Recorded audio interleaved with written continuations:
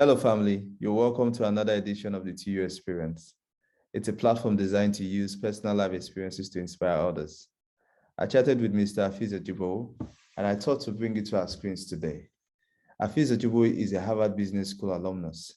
He has occupied top management roles in global companies and was the 2021 electoral candidate for the federal parliamentary position in Elgin, Middlesex, London, Canada.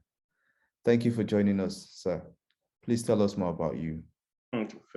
Thank you so much, and thanks for giving your platform, right, to engage and connect with people through you. Yeah.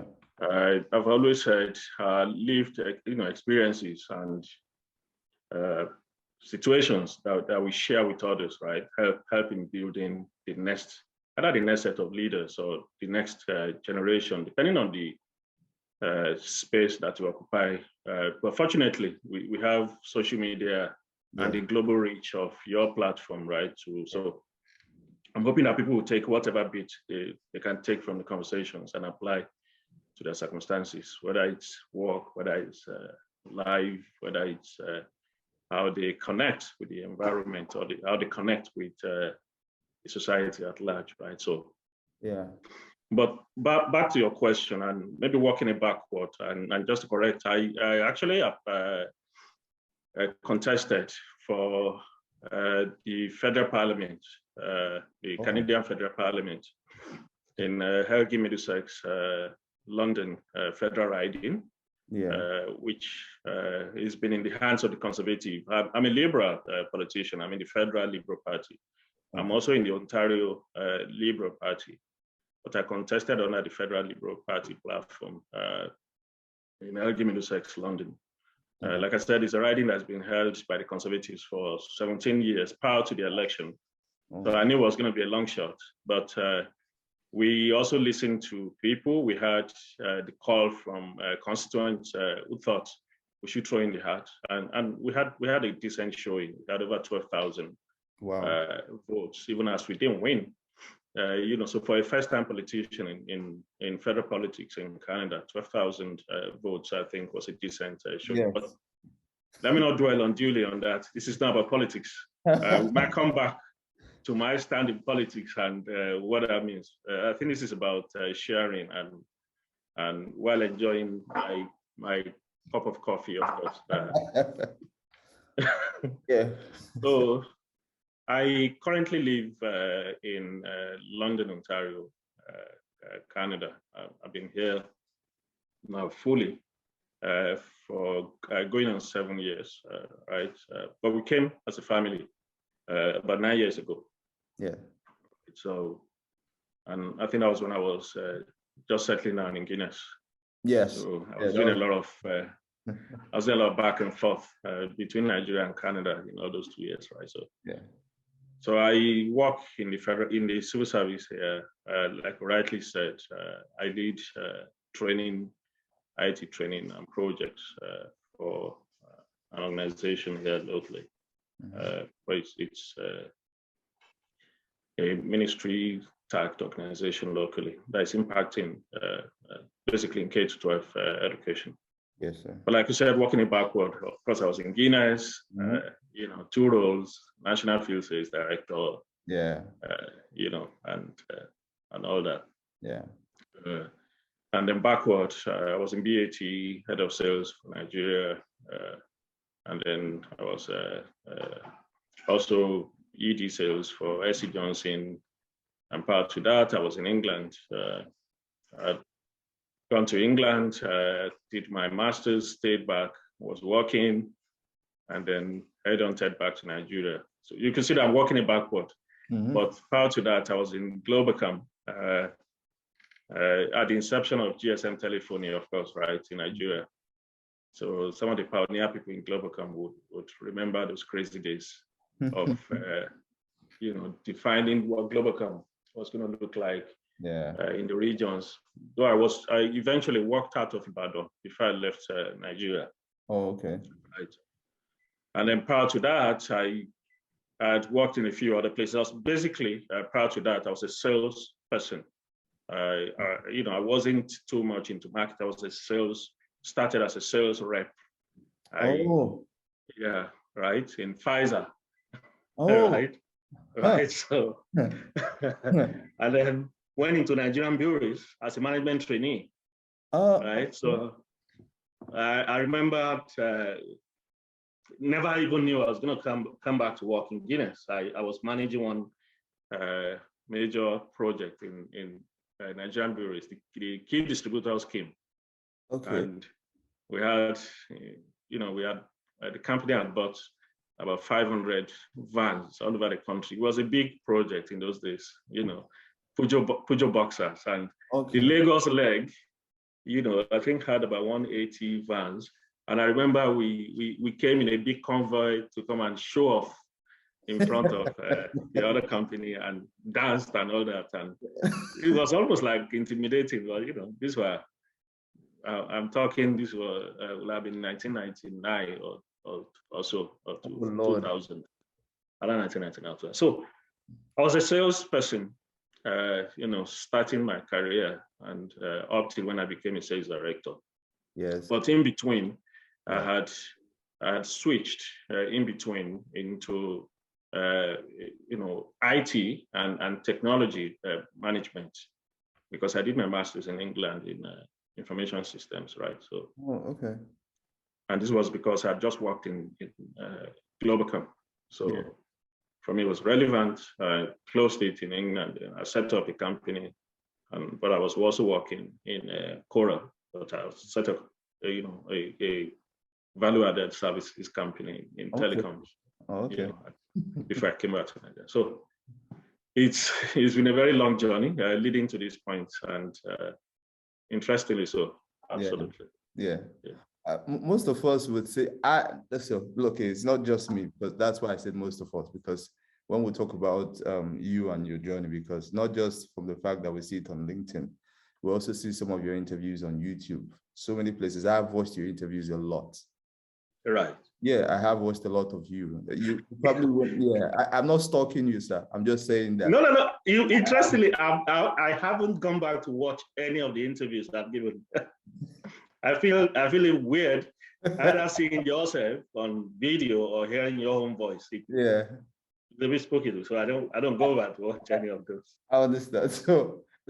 Yeah, but I will get to that interview area, because there was one question that you were asked, and I just love the way you started from the underlying problems and you went up to talk about the solutions and all that, and what the expectations of the people and all. So that was one interview that I really enjoyed. It was just for a few minutes though. They were interviewing the candidates Right. yeah. So you just went straight into it.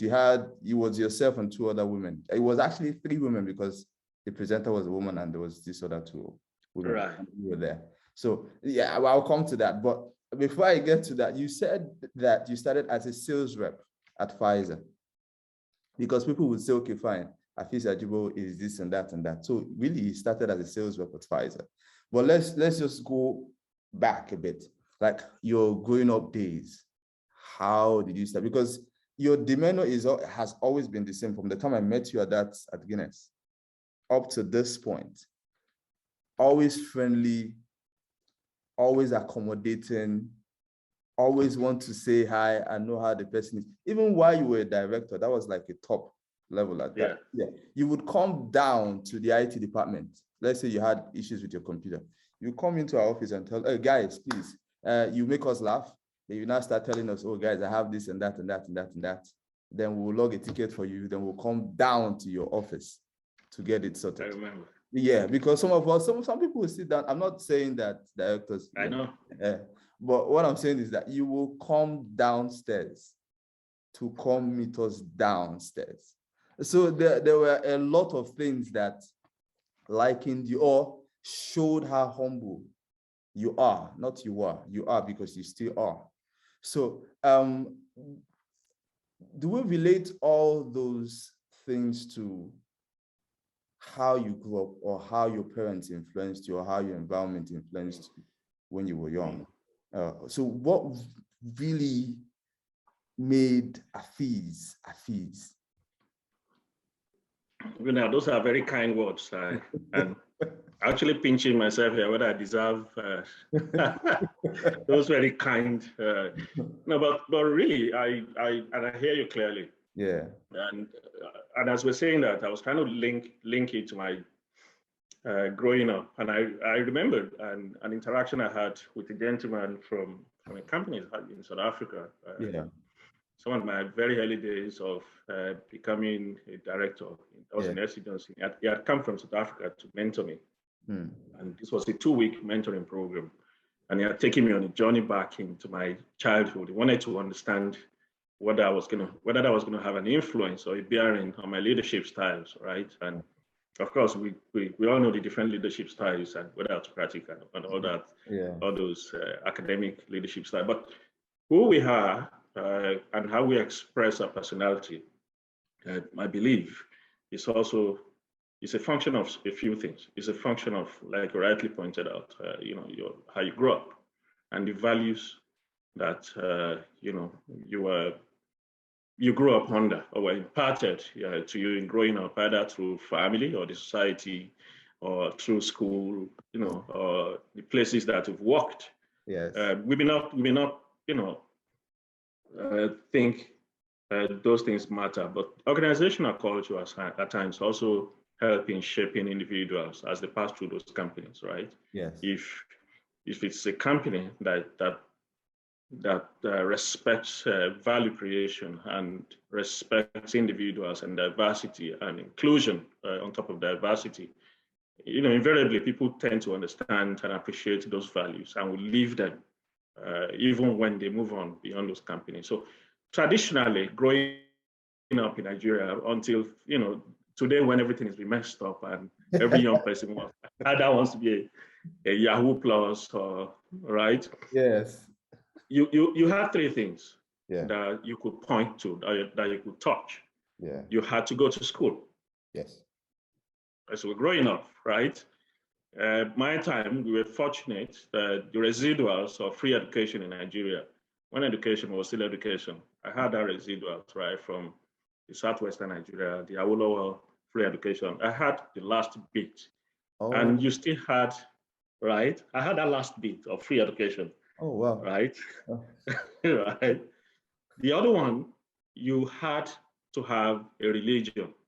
Yes. Right? You had to believe in something. You had to worship. And it didn't matter, right, whether you were a Muslim or a Christian. Yeah. And so that's why you have in the same house, you have Muslims, you have Christians in the same family, right? Wow. And yeah, if you remember that, right, it wasn't people, religion wasn't commercialized. That's true. Right?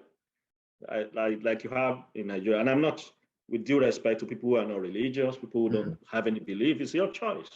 What you worship, how you worship, who you worship, what you believe in, right?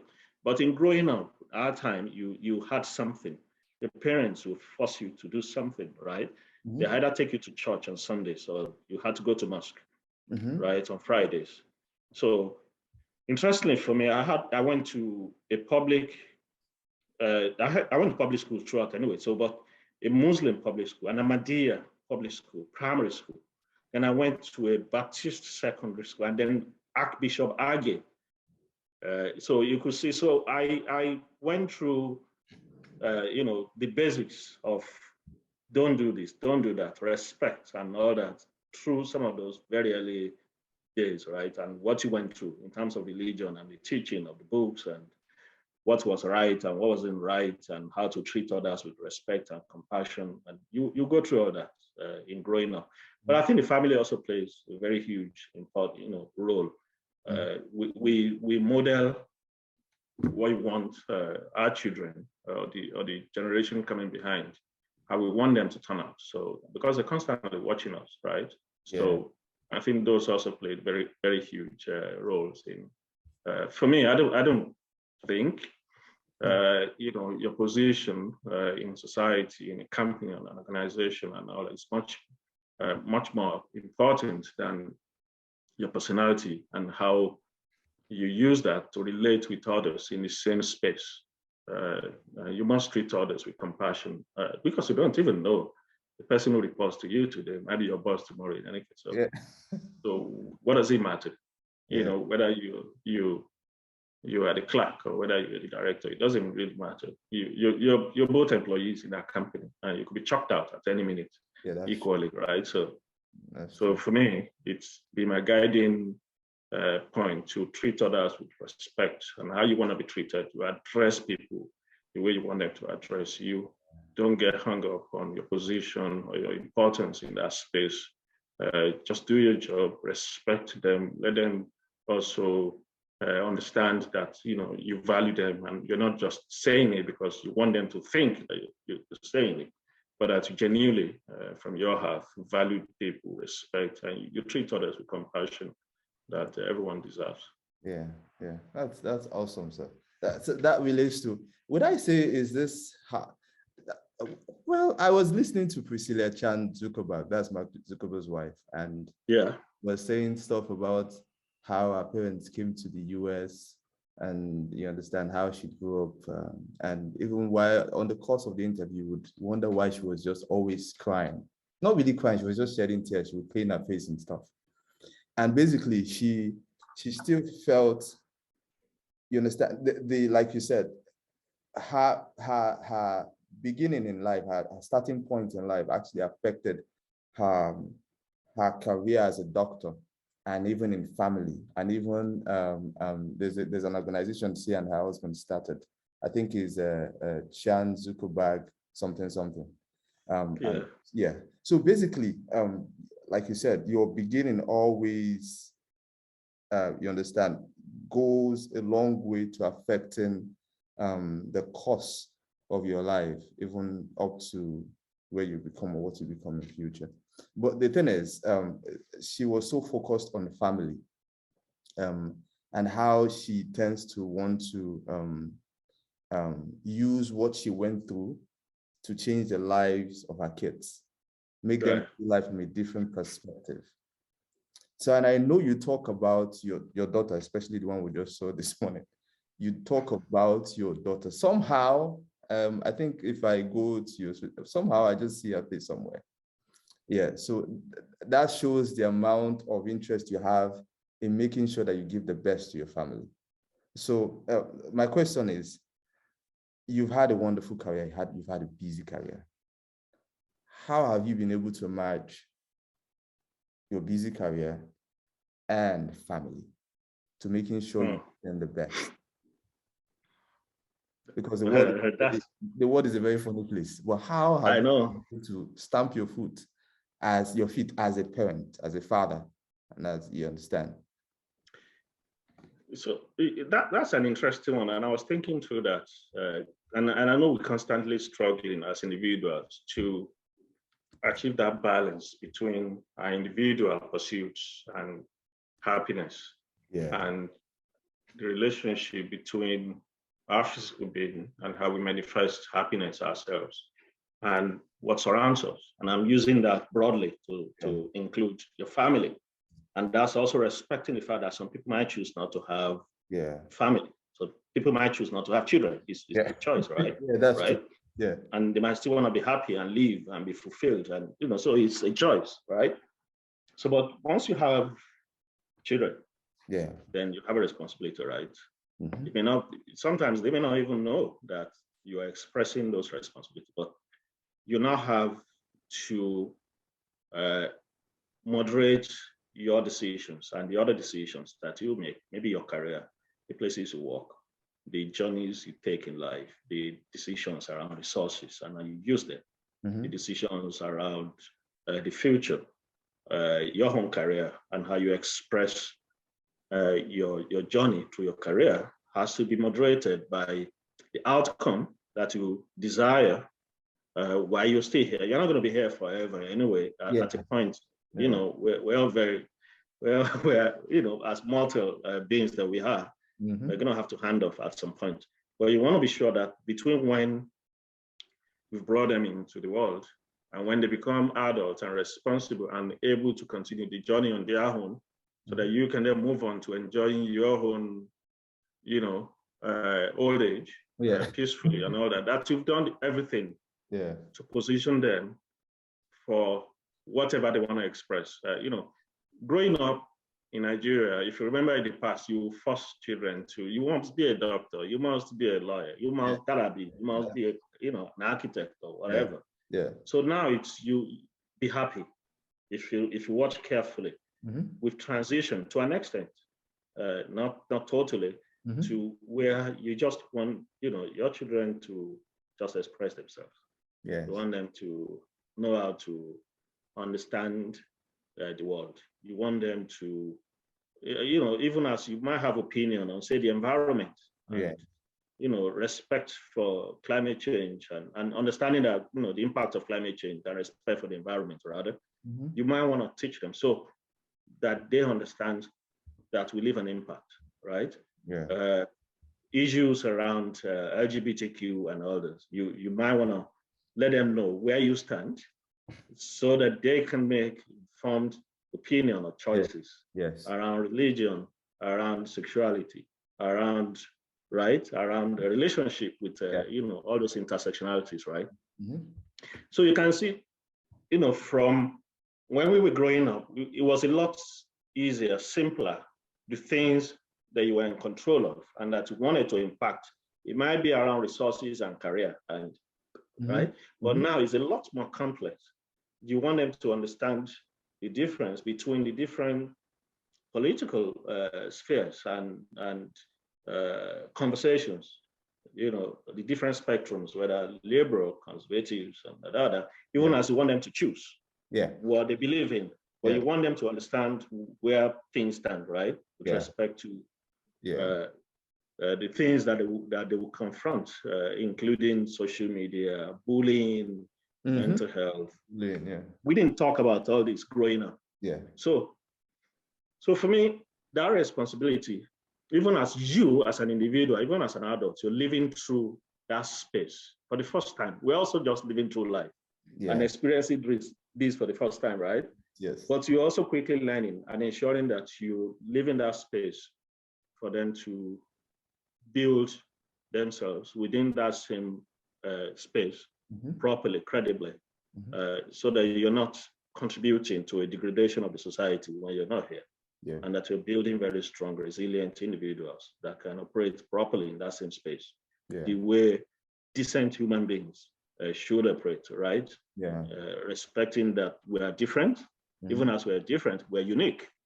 And that even as we're unique and different, that we have individual rights that should be respected. So if I choose to be a particular thing, in terms of my pronouns, that will respect those, that choice, and you will address me, that way, because that is in the world, right? And that is not for me to judge. That's true, right? That's true. But for me to accept that you are who you are, and respect those boundaries, So that for me has shaped most of the decisions I've taken. Shaped where I've lived, shaped the jobs I've taken. It's shaped when I leave a company or when I join a company, or the careers that I've taken, or the places that I've moved to in life. Because at the end of the day, you do have that responsibility, and because you're just going to be here, for a very short time. Even as we think, even if you live to 100 years, even as we think that's a very long time to live, it's still very short. It's short, right? It's short. So, so yeah, basically, you've actually given me a sense of direction here, even though I've not started having kids. And when I do start having kids, basically because of the changing world, I have to make sure that not just to protect the family from the changing world, but for them to, like you said, lay the options there for them to see, guide them, and make them make their decisions. Not to judge them, but just to guide them through to make those decisions. But now moving into your career now, you said you started, I repeated this again, as a salesperson at Pfizer. So was there any time in your career where you felt like giving up, right? I mean, from the starting days, because I remember when I started mine, it was enjoying, it was fun, but when we started, it wasn't really that much fun because I didn't understand it. Yeah. So how did you navigate your starting days career-wise? Yeah, and even to the top level, because I know you certain decisions that you probably won't be comfortable with, but you just have to make them because. Absolutely. Yeah. So with roles, a different spectrum of roles or points within that spectrum of that you take as a salesperson comes responsibilities, right? So the sales rep, you have your micro territory and the targets and the people that you manage, maybe one or two merchandisers and all that, and managing inventory, you're managing your target, you're managing cash, depending on the controls, and then you overlay your own integrity in managing all those and ensuring that. So now, depending on the industry and the situation around you, your managers and all that, you might be enjoying your job, or it might just be an absolute nightmare of a place to work, right? And but I was fortunate early on in my career not to have had a very good environment to learn, because as a sales rep, you're actually learning, up till a point. In the early days of selling in Nigeria, there were just less than 4 companies that had proper sales training and development foundation and structure, and I can name them. We had Unilever, right? Of course, you had some of the companies that were built around all that structure. Unilever UAC structure, right? UAC will be in that mix. You had a tiny element of all those moving into companies like PZ, right? Of course, you had Nigerian Breweries, which also had a Unilever UAC relationship, right? Of course, Guinness to an extent. But the playbook was the same, right?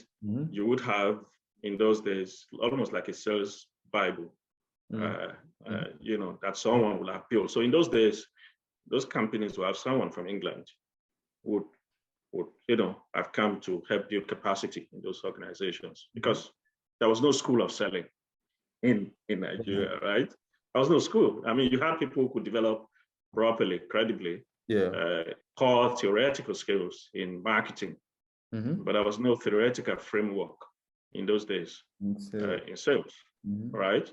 It was you learn, they throw you in a territory, you watch someone, shows you the geography, you get a sales bag. So, but you have this feed of the core elements of the theoretical, built out of field experiences that were developed through some of the Unilever structures, and they were fed into all these companies in the Nigerian space. And then you had sales capability growing up from that. So, but like I was saying, basically you have the sales Bible, you have your sales plan flowing out of it, you have your territories definition, you have an element of target definition, you had an element of performance management added to that, but they were still rudimentary and building and developing in those days. And I'm talking the 90s, right? The early 90s. And then gradually, so for me, I was fortunate to have started my career, I think right at the peak when some of those had been formed, were fully formed, or were just transiting to a point where they were codified or they were written down. And so you could see elements of how to build territories. You could see elements of how to split targets, or how to apportion targets, how to manage people. And so you had a choice as a sales rep to either sit back and do the bits that has been apportioned to you, but you also had people who wanted to become managers and who were learning. And then if you're fortunate to join companies where they lay those theoretical frameworks and take you through them, then they expose you to them incrementally, and then you could build yourself and become the next regional manager or the next sales manager or the next, right? So I was fortunate to have joined Nigerian Breweries at one point as a management trainee. Oh, yeah.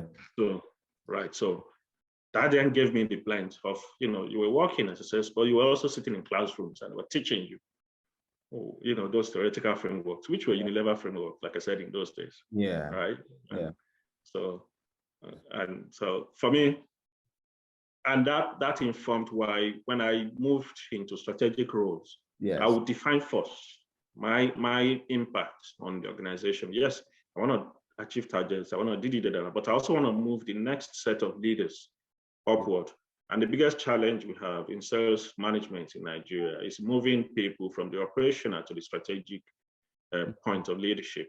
So, we have thousands of people who can sell, who can sit in territories, who can serve distributors, who can manage, who can do accompaniment, who can appraise their junior managers and all that, across 2-3 spectrums, whether sales rep, the intermediate one, field sales manager, or area sales manager, or divisional sales manager. But you now want the other set of leaders who can relate all those to cash flow, who can relate all those to receivables, their receivables, the field receivables, to net, operating profit in the company, or who can relate that to shareholder returns. And so grooming those set of leaders, sometimes with a huge task of delivering the numbers, has been some of the biggest challenges that companies face, particularly in Nigeria. Right. So for me, when I had those opportunities to lead functions as the director, would be to quickly understand 1, 2, 3, 4 managers that can consciously, in my head, help to make that transitioning from operational to the strategic one. And the only way you can do that is when you go on accompaniment as well, you work with them, but you also sit down, have those conversations and let them see what they can do to accelerate their journey, that spectrum. Yeah. So as a strategic manager, as a C-level manager, is it always within your purview to mentor someone to come to a strategic position? Is it always from a personal end? I'm not talking about what the company thinks. So from your own personal end, is it always within your own understanding that, I must mentor someone to bring them to a top level management level? That's interesting, the way you couched it. So as a personal, in terms of personal desire and target, once you become a director, really, you, especially if you're part of leadership, right? If that role is part of the business leadership, are you with me? Yeah. You are essentially defining the organization director, or helping to define. So, and you don't take it lightly. So and you would have, in your strategic visioning and planning sessioning, and you would have a cascade from your CEO, of the core priorities for the year, right? Yeah. It might be a short, longer term prioritization, right? You have, and if you break it down, it might be to deliver the numbers for that year. But you will also have people elements. Yes. And even if your CEO has not given you those people elements, which would include finding your own replacements, right? Which should. How does that feel? It shouldn't fail, because at the end of the day, you are employed into that role. You're going to have to leave that role someday. And you have a responsibility, and that's why you're paid properly. You have a responsibility to then groom the next set of leaders to take your job in the same company. But unfortunately, we don't do that well enough. We're scared that, most people are scared that if I groom the next set of leaders and it's obvious that this person can do my job, I'm going to be jobless. If you're doing your job very well, you shouldn't. If you build those leaders, if that role doesn't come up, the company or the large organization should be able to find happiness for them in some other ways within the organization, right? Or fulfillment, not happiness, professional fulfillment for them, in other areas. So ideally, as part of your own deliverables, you should have cash elements received and all that, but you should have a people element which must include culture. What kind of culture would you? So under you, you must be able to define the organizational culture or the functional culture.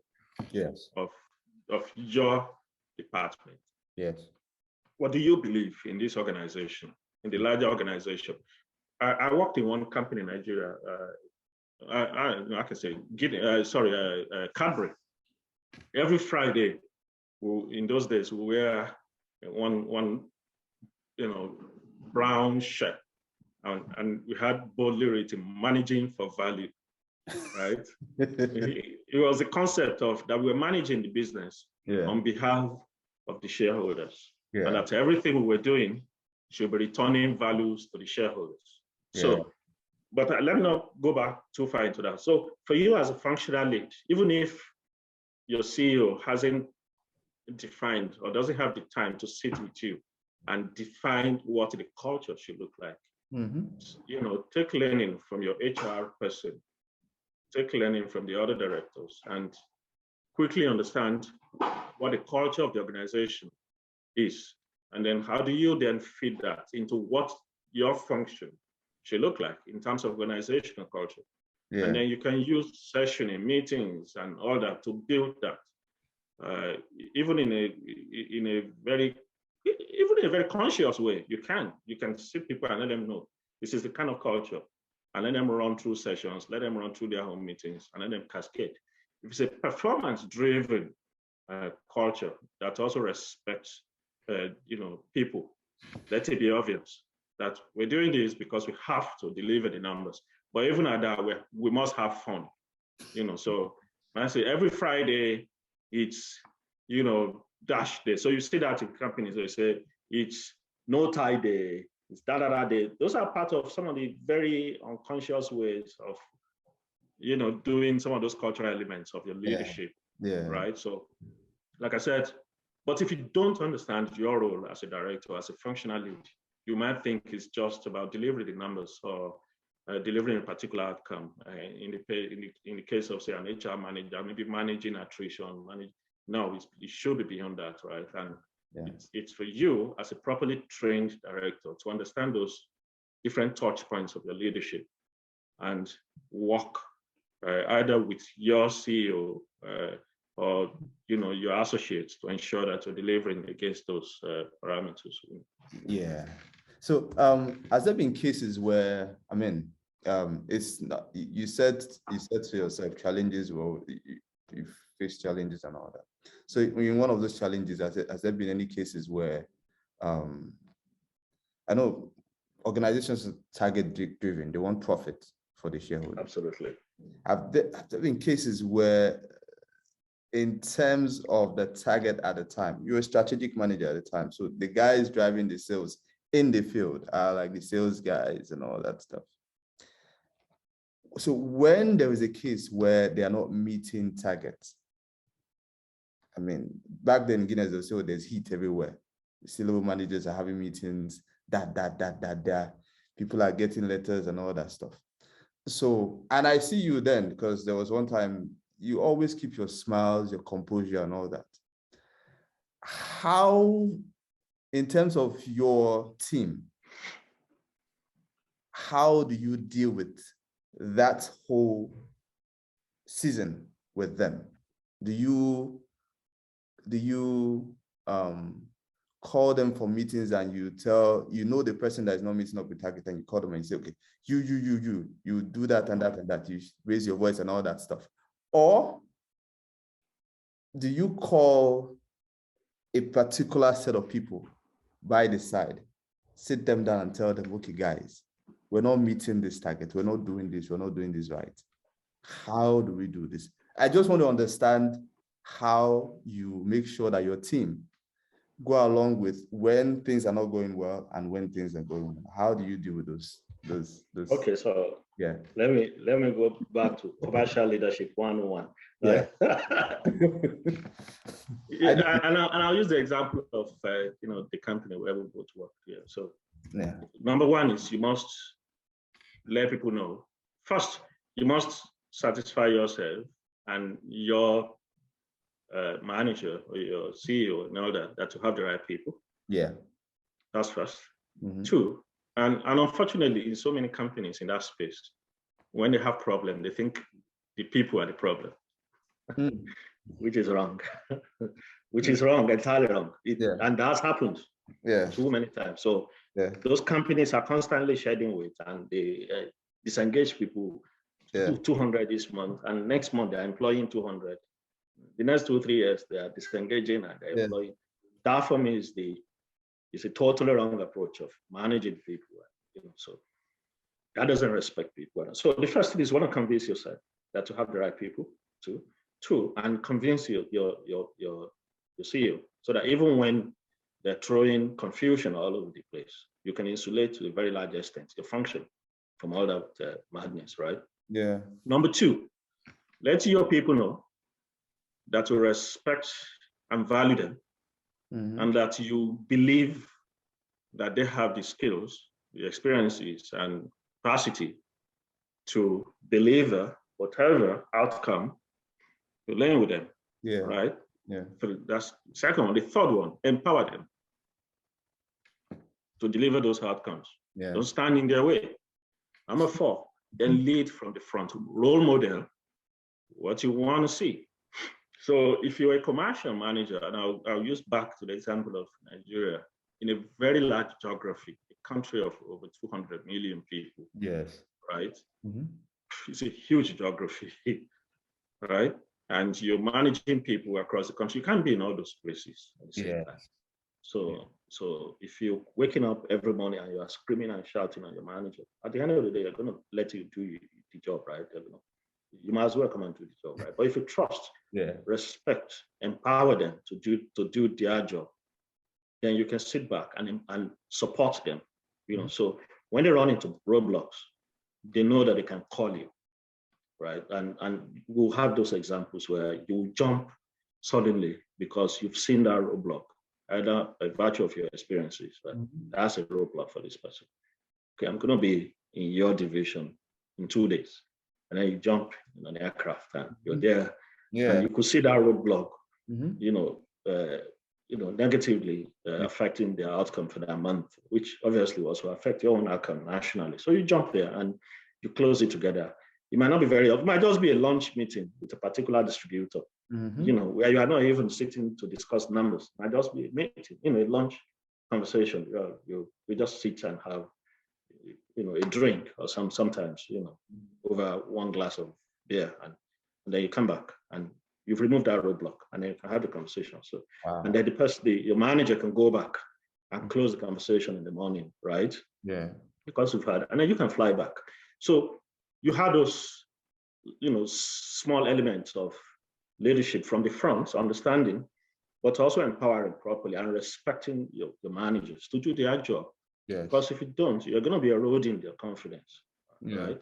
And you're eroding their humanity. You're humanizing them. Right? You're taking away from them, and that's, you're leaving a very lasting, impact on their own life that sometimes we don't check in the spaces where we walk in, as the mental health impact, or the impact of our action on others, right? So you want to be careful that you're not damaging individuals, even as you both madly running towards an outcome or a target or a deliverable together. So that for me was, because at the end of the day, it's what's going to happen. The world is going to end. No, you do your absolute best. Yes. From when you wake up to when you go to bed, and then you can take yourself, I've done my best, and this is the best that I can do. And whatever outcome comes, you can stand behind it and defend it, right? Yes, sir. So so what would your advice be for the young salesman trying to go up in his career? Not just the young salesman, basically, because you have a lot of you have experience in IT, you have entrepreneurial experience too. Yeah. So that young or old person that's starting a career, starting a business, moving careers, changing careers, or getting into a new relationship, So what would your advice be? Is it always, when it's not smooth, when it's not starting smooth, how do you deal with it? When the journey becomes good, how do you deal with it? You understand? Because when sometimes things start becoming good, people start to feel relaxed and they jump ship. They jump ship. Life is good and they don't move. So what would be, what would be advice for both the young and the old? So I think the first thing is you want to assure yourself that whatever you're doing, whatever calling, whatever function or position you're holding, that you actually have the skills to deliver it. Yes. If you don't, and same thing as business, that you have all the learning to run that business. Yes. If you don't understand financials, that you quickly, get some, financial awareness training. Mm-hmm. If you sit in a particular role and you think you don't have all the skills or training you need to deliver optimally that role, you quickly understand. And there's so many free platforms online today for, learning stuff that you can get into. There's so many of them are free, even with certification online. You just have to Google them, or even on YouTube, right? So first is to onboard knowledge. Number two is to define what you want for yourself. If you're happy and entirely, the owner of your own fortune and outcome. If you're entirely happy, for instance, and there are people, and we shouldn't quarrel with that. There are people who are happy just staying in a particular role. I've seen that. I just want to do this job. I'm well paid on this job. And I just want to do it to my retirement. If that's what you want, communicate clearly, right? But do your job and let it be very clear to your associates or your colleagues. That's where you want to be, right? If you are aspiring, remember we had P4G. P4G. If you have an aspiration in the organization, if the company has a formal structure for communicating those aspirations through the line upward, use those credibly, have those very honest conversations. I'm in level 1 of this job today. I want to be in level 4 in 6 years. They'll ask you when you're running interviews, where do you see yourself in 5 years? Sometimes we give all the very clear academic answers, but we don't think once you get a job that applies, right? That you should go back to those questions. So if you want to be at a particular level in 3-4 years, have those very honest conversations with your manager. I want to be here. What do you think I should do to get to that stage? And then if you are in a credible organization where they also respect and believe that people,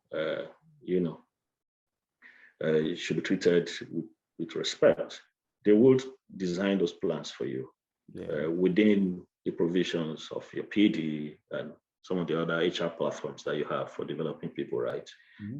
But once you see that those are not happening, also have the conversations again, right? That I said, I wanted to be here in 4 years. It's been 3 years, and I've consistently delivered against these parameters yearly. Can we have these conversations again, please?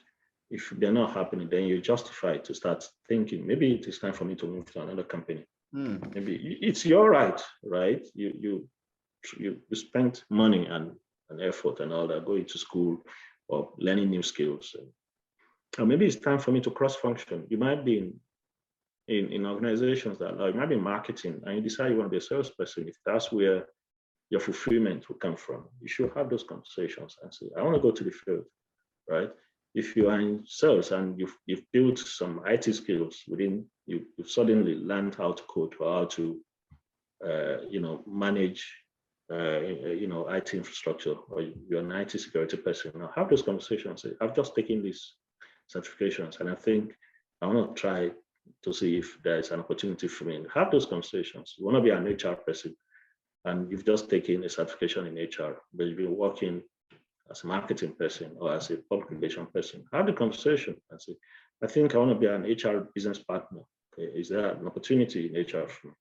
Because eventually I want to be an HR director, but companies should give you the opportunity to have those conversations. But if you don't see those opportunities and you see a cultural, clash or impediment, in having those conversations, then rightly so, you do have a reason to look at, outside the organization, and it's your right to do that. Sometimes it might be that you sit in the same company and count your years and walk into your retirement and You let all your bonus and all that vest every 2-3 years. For some people, they don't care. They just want to enjoy and live in the now, right? It's all right, but you must define what you want, what will make you happy in your career. And because at the end of the day, your mental health and happiness, I think, matters. So if something conflicts with all those, and something is not going to make you, or something is going to give you a terrible mental health outcome, you definitely don't want that, right? Yeah. So so you talk about mental health most of the time. So basically you cherish your peace. So when you don't have peace about anything, I mean, you don't want to anything to, you don't want any. So so how did that translate into getting into politics for the first time in 2020? So the political one is interesting. So I've always viewed, and we have different positioning or view on value. Yeah. Right. So I've always viewed our being, physical manifestation of our being, the body, the soul, and all that, as being created for an outcome, right? Yeah. Of course, we have value. You can define your own value in terms of materialism and wealth, and how much money you have in the bank, how many cars you have, how many properties you've acquired, and all that. Yeah. To another person, value to that person, I mean, how much impact they can make in the society where they live, or in the community.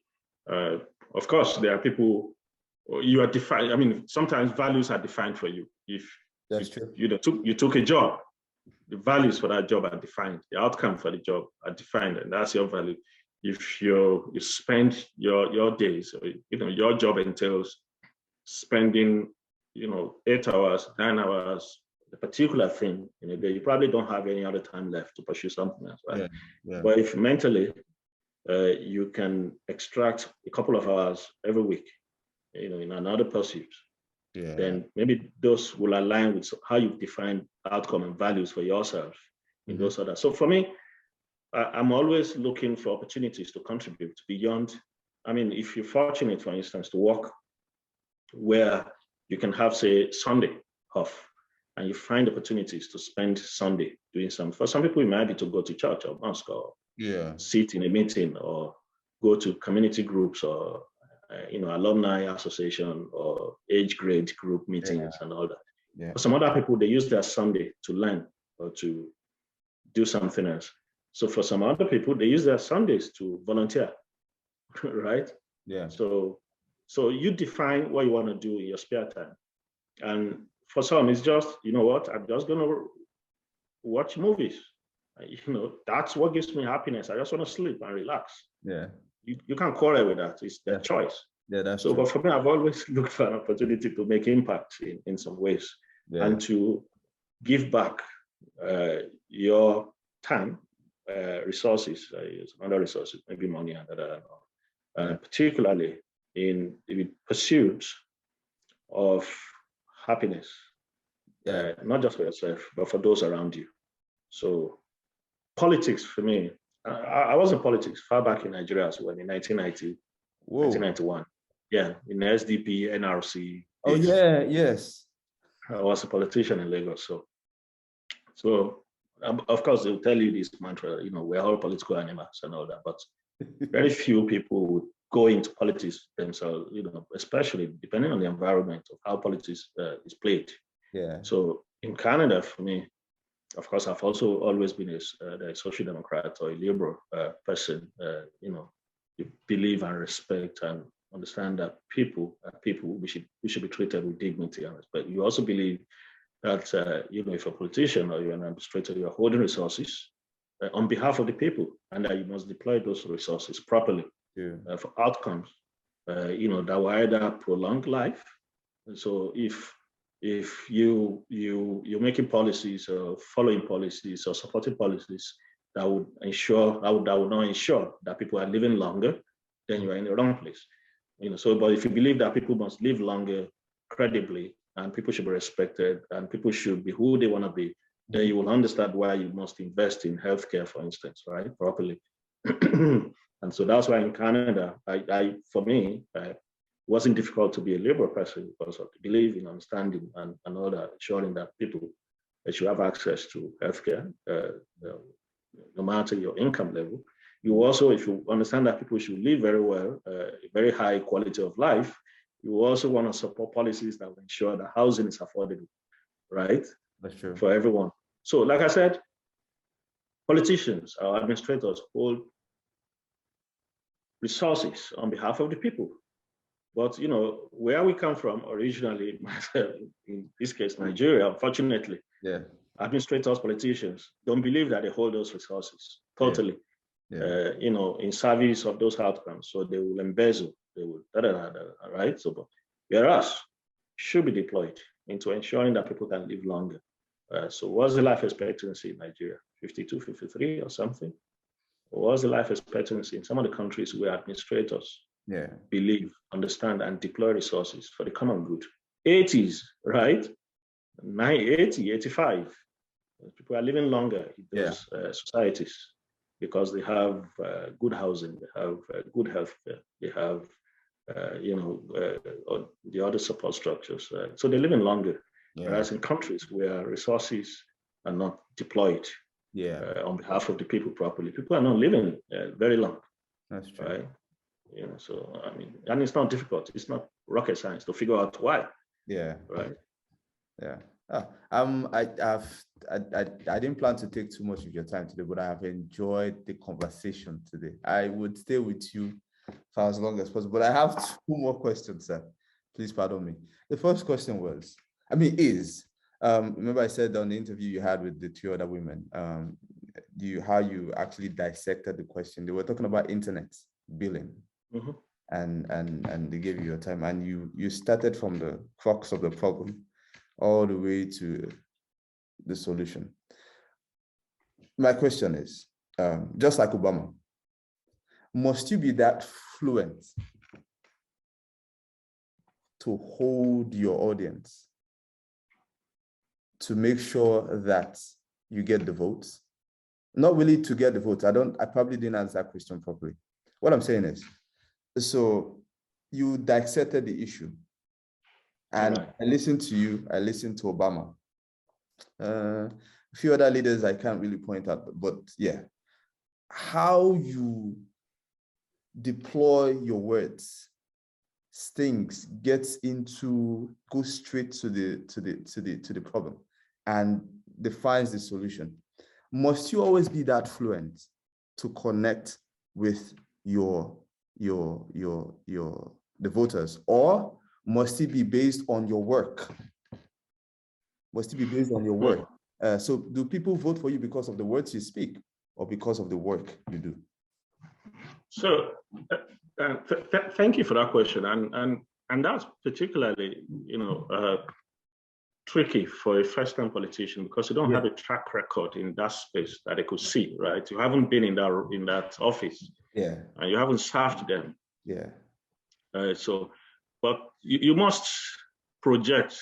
Of course, you have a platform, the party platform. So you have the core loyalists or members of that party, or people who believe in the policies of that party, who would understand and vote for those platforms, right? Because they could see that their tax dollars are being deployed properly by politicians in that space or within that party, wherever they sit, whether at the national or provincial or local level.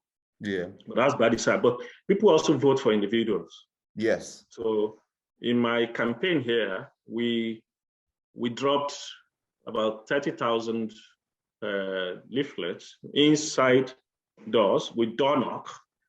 Campaign here, you go door to door, and you have teams of canvassers and volunteers who were not paid, but who get up every morning, who took time off their job 1 month, who get up every day, and you divide the territories out, and they take their bits and they take the map, and we have an app where they go to doors and they will check, they have the person's name, and they would knock and they say, can I speak with Jane Doe or, you know, John Doe? You know, you voted, you live here, this is our candidate. What do you think?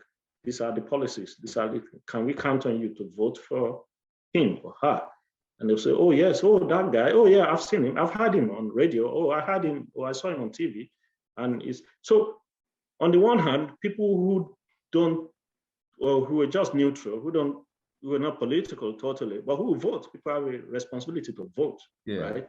They also want to hear from the candidates. So we had those who say, oh, yeah, I had him on TV. Oh, I saw him. Oh, he's been here.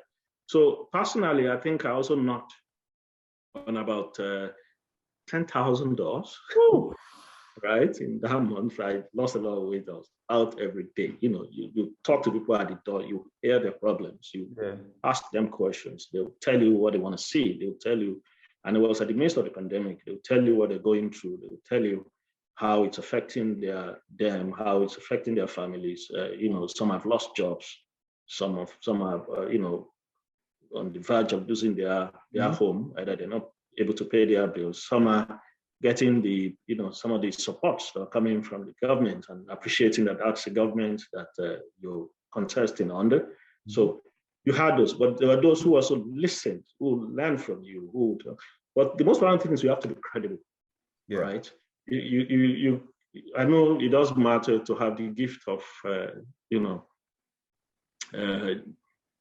talking and all that, but apart from that, if you're just saying things and they're empty and they're not connecting with people will see through you.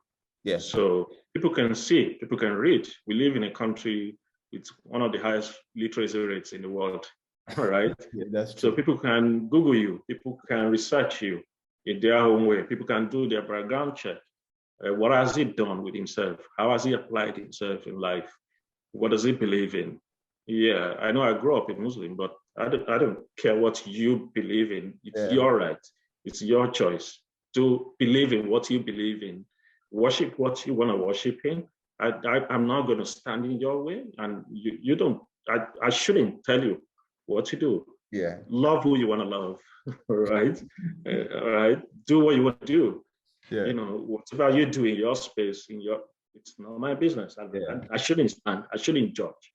So people listen, people hear that, and people see, is it genuine?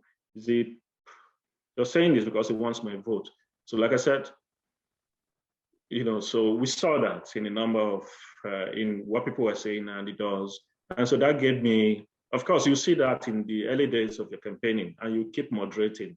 But like I said, if you're credible and genuine and you're not faking it, it will be very obvious to people that he is who he says he is. But like I said, I contested in a very rural, conservative riding. It was a very long shot. We had not won that riding in 17 years. Wow. At the beginning of the election, well, it was we were projected. It was close. Yeah, not very close, but we were projected to be third when we started. That we're not even going to have any chance at all. But we came second, and people wrote me, people sent me messages that you shouldn't get out, you must come back, you must contest again. Please don't leave politics. Please, you have a future in serving the community and all that stuff. Thank you. And this last question, sir. Not that I'm greedy. I'm not biased. I'm not. But I mean, we are Nigerians, so this is like a request. I'm not within it. You feel like it might sound as if I'm begging, but what I'm saying is, at any point in your political pursuit, would you at some maybe someday would you like think about coming back home to hold a political influence? And the reason why I ask is because and it's because of your track record, basically. And because of your personality, because of your person. And I'm not campaigning. I'm not trying to shake any tables. But what I'm saying is, at some point, would you be thinking about coming back home to hold a political position to steer the politics into the right direction? I don't know. Probably, I'm just making a request now. Probably you start thinking about it in the future. That's interesting. Like I said, I was a politician in Nigeria. in the 90s. Yeah. Right. I am still very close to, I'm from Ogun State originally, right? So I'm still very close to what's going on. I have friends who contested in the last election. In fact, a governorship candidate in Ogun State we grew up together. Right, and I'm still very close to that space. One of the governors, the one who was in Ogun State, we grew up together and all that. Yeah. So I'm still very close. And sometimes you say never say never. Yeah. But my roots is here now. Yeah. Right. And I very much believe, once you're living in a place that you continue to make an impact, that you continue to understand that that's where you live now. And I know that's something that Nigerians in the diaspora struggle with. Yeah. They're living in a country, but their mind and spirit and soul and everything is still back in Nigeria. Mm-hmm. And it's because sometimes they feel not accepted totally, maybe in that new space, or they don't think that they have been fully accepted in that space. So there's always that conflict. But my soul, my mind, and all that. But like you said, I'm still very much in touch. So sometimes you never say never because you don't know what tomorrow, might throw at you, right? But I'm still very, very close to what's going on at home. I support people who are contesting at home. I feed into their strategies when they ask me to. I help build some of the frameworks for thinking for some people. There are things I've done behind the scene for people, on what will a framework for PPP look like? What will a framework for micro industries, development? What will a framework for accelerating, educational outcomes in education in that state look like? And I've helped in some of those thoughts that nobody even sees, that will just be email exchanges and PowerPoints and all that. Yeah. So never say never. Thank you so much, sir, for your time. I planned making it short, but I just kept going, and I don't know why I just kept going. I enjoyed every bit of the conversation today, and really, it's an eye opener how you answered those questions from the angle you were coming to. From the angle you were coming to answer those questions. I believe most of us that are listening or that will listen to this conversation, both now and in the future, because it's going to be on YouTube anyways, will derive some learning that will direct their lives in the right direction. So thank you so much, sir. Thank you. It's been a pleasure talking to you. And thank you so much for, it's Saturday morning, having coffee and having the engagement. You could, have chosen to be somewhere else, but, you're doing this for a reason. You're helping to grow the, people, knowledge, awareness, and all that, depending on what people, like I said, take out of this. So it's been a pleasure as well to be able to, be with you in that journey. And please don't stop. And thank you so much as well. It's been a pleasure talking to you. Thank you so much, sir. Thank you so much. All right. Take care. Enjoy the rest of the day. You too, sir. Bye. All right. Yep.